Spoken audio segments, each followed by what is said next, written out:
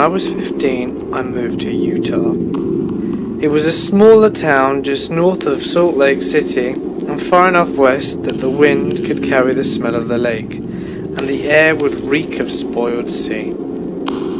I got dropped halfway into the sophomore year, which was terrible for an awkward kid in a new place, because in Utah they began high school with sophomore year, so I was effectively a freshman twice.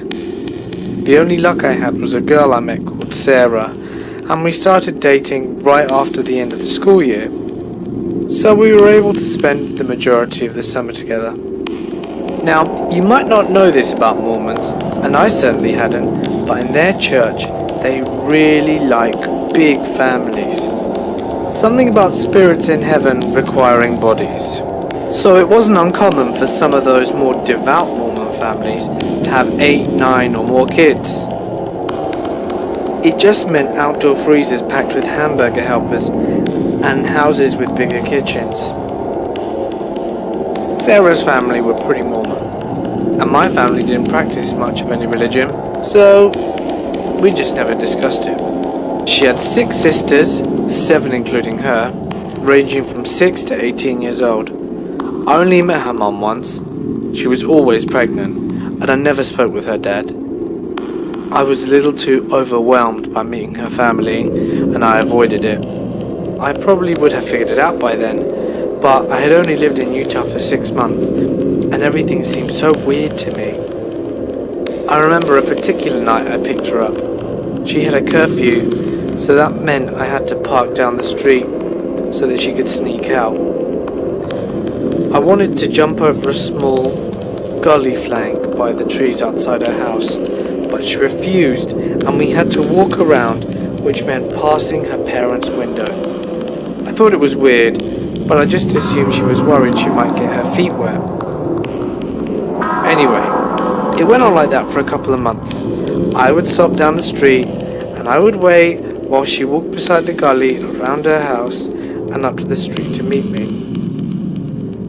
Sometimes I'd meet her at the road, but I was always careful not to walk too far onto the lawn for fear I'd wake her parents. One night it was raining, and I didn't want her to walk alone through the dark in the rain, so I planned on surprising her by meeting her at the back door of her house as she snuck out. To save time, I avoided walking by the window. I walked through the trees to the gully. The water was a bit higher and moving quicker than normal because of the rain runoff, but I figured I could make the jump. Man, I was wrong. My feet landed in the mud on the other side, but I sank instantly into the wet earth and splashed backwards hard into the muck. The cold rush of water was a shock, and I reached up and grabbed a storm drain, but what I had grabbed dislodged and flowed down with me.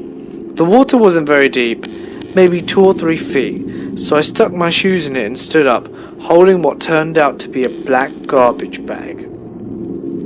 I dropped it and started to crawl up, and my hands landed on another black garbage bag. I tried to crawl up, but they kept dislodging this sick, viscous grime. It must have been the 3rd or 4th time I tried to find something to grip on when I accidentally tore one open. At first I thought it was a rotten orange or something, but I could just make it out. Yellow skin, bloated on white bone. It was a skull, tiny, a baby skull. I let out a shout. I didn't know what else to do. It smelled awful, and I had an overwhelming urge to get away from it. Quickly, I scrambled up through the mud and kicked myself up against a tree, my heart racing. Sarah was there. She was crying. She had been waiting for me by the street and came over when she heard me shout. She must have always known. I never saw her again, and all the girls were pulled out of school. The local news report said that the father had decided he had had enough kids and had been burying each newborn out by the gully, but they recovered 5 tiny bodies, all girls. And I wonder if he'd just been waiting for a son. Okay, this is my one encounter with a creepy situation. I used to work for a production company in Hollywood back in the 90s. It was a house that had been converted into an office. I would often stay after work, and watch movies on the huge TV they had in the den upstairs. The people who owned the company were super rich, with a full-time security staff and live-in help. Throughout the night, every night, a guard would come down to the office to make sure all was well. And when I was there, I would hear them walking around, so I knew I was safe. I would hear them walking around, so I would go out and let them know I was there. Now, sometimes I would hear someone moving about, but just when I would go out, no one would be there. I always wrote it off, thinking I'd just missed them, or I was hearing things from the TV, etc. Well, one night, after I'd been at the company for almost a year, I'm at work, late, actually working. Where my desk was, just behind the reception desk, there was a half wall between me and the main floor. As I was sitting there, working on my project, I suddenly got that feeling that you know someone is looking at you. I looked up, over the wall, peering round the wall, and I see a lady's face. She had long, flowing white hair, pale skin, wide, crazy eyes, and her mouth was drawn back in rictus, really pulled back from her teeth to see an insane grin. Even as I stared at her, as she's staring back at me, I knew I wasn't seeing her with my eyes, if that makes sense. I was seeing her in my mind. I know that sounds nuts, but it's the only way I can explain it. That's exactly what I was experiencing. Anyway, we stared at each other for a good 10 seconds, and then I calmly turned back to my computer and went back to work. In my head though, I was freaking out, but I didn't let her see that, of course. I was convinced I was imagining things, but it was disturbing nonetheless. After a minute or so, I turned back and she was gone. I steadily but swiftly shut down my system and booked the hell out of there. After about a week, I was up at the owner's house, helping set up for a party or something. I'd become friendly with him, so I'm in the dining room with the husband, and I ask him if anything weird has ever happened in the office. He looks at me and says, "You've seen her too?" He went on to tell me that there were some ladies who worked in the house who refused to go into the office, just wouldn't go near the place. I never could find anything out about the place before they bought it, or about the previous owners. Needless to say, my nights of TV watching there were done, and not long after, I left the company, although not because of her. I was home alone one night when I was 14. It was the middle of winter, and I lived on an anchorage about 8 kilometers out of town at the time. I was watching television in my basement, which was unfinished, so it was kind of creepy already. Concrete walls, and the floor, and just boxes and stuff everywhere. I was watching a series of unfortunate events, and at my age it was kind of unsettling to watch it by myself. About halfway through the movie, the house phone begins to ring. I paused the movie and went upstairs to answer the phone. I picked up and it was one of my friends from school. We talked on the phone often, so it wasn't an urgent thing, just a casual conversation. I told him I was home alone, and pretty much as soon as I said that, the phone made a click sound and it went to silent. I said my friend's name a few times with no response. I started to get very freaked out because I was alone. After about 15 seconds of silence, I heard the scariest, most unsettling words. "I see you." It was in a high-pitched, crackly kind of voice. I threw the phone and ran outside. I slammed the door as hard as I could, and I was standing outside, no shoes, middle of winter, watching all the windows to see if I could see anything. I was outside for about an hour before my parents pulled into the driveway. I was bawling and shivering and was just too scared to move. They asked me what had happened, and I told them everything. My dad checked the house and all seemed pretty okay. And my mum then called my friend's parents to ask if their kids had pranked me, and no one said they did. I slept in my little sister's room, which was besides my parents' room, for about the next month because of the shock. It caused a lot of nightmares and trauma. The worst part is something similar happened again when I was alone, right after I got over that incident. Forget that house. My story takes place 3 years ago in the town of Bethany, Connecticut. I lived in this town for 3 years before I moved to upstate New York for college. It's an extremely small rural town with lots of farmland, trails and livestock. Horseback riding is very common. You see people riding every day. I loved living there, even if it was kind of out of the way. In high school, I met my girlfriend, who lived 3 towns over in Milford, Connecticut, a 30-minute drive away from my small town of Bethany. One night in early autumn, we were there, over at my house for dinner. We sat down and watched a movie, and then it was time to take her home. I was only 18, she was 17, and wasn't allowed to sleep over. It's about 10:45 at night, and she and I cram into my little Mazda 3 sedan, and we take off. In Bethany, there are no streetlights, so the roads are very dark. We drove about 2 miles out, and my girlfriend begins to panic, because she left her phone over at my place. Frustrated, I decided to turn around and head back down to get it. I took a left turn down a road called Old Mill Road. Across from this road is a large concrete manufacturing plant. The road is about 100 yards long and is a dead end.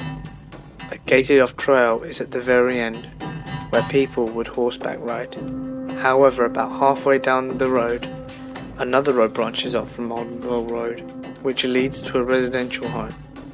It's pitch black outside, and I drove slowly with my lights on full beam. Our car starts to approach the end of the road when we see 2 people standing near the edge of the gate. I switched to low beam as I didn't want to blind them. My girlfriend said something like, "Huh? What are they doing?" I started to make a K-turn around. I put the car into reverse, turning on the white reverse lights. As I backed up, my girlfriend said, "Watch out for those people." I looked out my rearview mirror to see 2 people. It was a man and a little girl, maybe about 7 years old. He was wearing jeans and an orange shirt. His skin was darker, possibly Hispanic. He was holding hands with a young girl who wore a pink skirt and had on a small pink backpack. It looked as if they were waiting for the school bus, but it was 11 p.m. at night. I then said, "They better move out the way, because I've got to back up." I backed up towards them until they were only a few feet away from my rear bumper. They never even moved. Most parents who see a car backing up towards their child would have moved them out the way. They just stood there. My girlfriend, who babysat, said, "Geez, way to protect your kid," almost backed into them. I sat back in my seat and glanced at my rearview mirror to see the man and the girl illuminated by my reverse headlights. They didn't have faces. From their shoulders up it was fuzzy and transparent with just the outline of their heads. I could see straight through the forest behind them. I then got that awful feeling of horror mixed with dread and sadness, and just stared at them. I put the car into drive and slowly pulled away, watching them disappear into the darkness. I didn't say a word. In my mind, I was panicking. What did I just see? My girlfriend said, "That was so weird. What was he doing out there with his daughter at this hour, with no flashlight? That was so dangerous." I then said as calmly as I could manage, "Baby, they didn't have faces." I was almost in tears. I never had an experience like this before. She then started saying I was scaring her and she didn't know what I was talking about. I then pieced it all together. A man and his little girl waiting for the bus at 11 o'clock at night. It's pitch black outside. We almost backed into them and they didn't move out the way. And to top it all off, they had nothing from the shoulder up. They were ghosts. Like I said, I've never had an experience like that. You say to yourself that it is just a ghost. I'm a strong 18-year-old with big muscles and I'm not afraid of anything. But I will admit I was scared. My girlfriend ended up sleeping over at my house that night, and I'm thankful for the experience. This event occurred when I was 7 years old during the summer of 1968. At the time, we lived in an old farmhouse about a quarter of a mile away from an old church cemetery in South Wisconsin. I visited this cemetery on most days with my dog, Taffy. I would puzzle out the inscriptions on the tombstones, more than 100 years old, climb on trees, and just generally have a good time for a 7-year-old. I should also mention here that in the southeast corner of the cemetery, there was a collection of 4 rectangular tombstones laid flat on the ground in an open area. Whilst I knew every corner and stone of that place, strangely, something always made me sure I would never go over there. I never had any odd feeling or felt any threat, but whenever I approached that area, something would always distract me from going there. It was early August, and for some reason I got the crazy idea to go to the cemetery at night to see if I could spot a ghost. I was so used to the cemetery that I wasn't afraid. I just thought it would be a neat thing to do. So, on a moonlit night, after being put to bed, I managed to sneak out of the house and bring Taffy with me. I never had to keep Taffy on a leash. She would always dutifully stay within about 100 feet of me no matter where I went. When I got to the cemetery, I tempted fate by jumping on the tombstones with the hopes of insulting some ghost. I stopped and waited, but nothing happened. Only the sounds of crickets and Taffy nearby in the tall grass, looking for mice. I then stomped on the graves themselves, demanding loudly to be haunted. I waited. Nothing continued to happen, and Taffy still couldn't find a mouse, not even a ghost one. I eventually gave up, disappointed, and went back home. 2 nights later I returned. As before, I stomped on some graves and demanded to be haunted. Taffy was poking around within sight, a few yards away. But what happened next is a bit hard to describe. I was facing the corner of the cemetery I never went into. In one instant the crickets stopped, and the air above the corner seemed to freeze. Taffy was instantly alert, and then immediately bolted away, and a fraction of a second later I followed, running faster than I had ever run in my entire life. We were both heading for the house, and I somehow knew that the thing was in the air above me, chasing me. I actually beat the dog back to the house. I slammed the door, and I sensed that the thing that was flying around was encompassing the whole house. Now I hear this terrible panicky growl and scratching at the door. Taffy was still outside. I opened the door and I let her in as she wrapped herself around my legs, shivering. I couldn't walk without tripping over her, and at this point my mother had come down and wanted to know what the hell was going on, and stops mid-sentence when she notices the dog shaking between my legs. She knew something was up. The house we live at had its own troubles, and told me to get back to bed. I actually felt calm and no longer felt any presence outside at all. I slept soundly. Needless to say, I never asked to be haunted again.